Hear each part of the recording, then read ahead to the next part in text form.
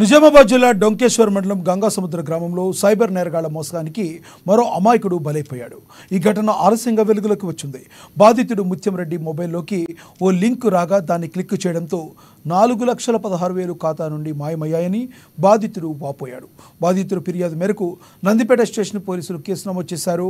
ప్రతి ఒక్కరూ ఇలాంటి మోసాలకు మోసపోకుండా ఇలాంటి ఓటీపీలు వచ్చినా ఎవరికి చెప్పవద్దని స్థానిక ఎస్ఐ తెలిపారు. ప్రతి ఒక్కరూ అప్రమత్తంగా ఉండాలని కోరారు. వచ్చే ఆగస్టు 22వ తారీఖు మా అమ్మాయి పెద్ద అమ్మాయి పెళ్లి కుదిరింది.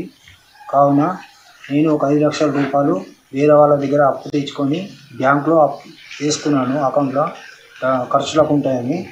అయితే అందులో నుంచి డబ్బులు సైబర్ నేరగాళ్ళు డబ్బులు 4,16,800 రూపాయలు దాన్ని డ్రాప్ చేసేదండి.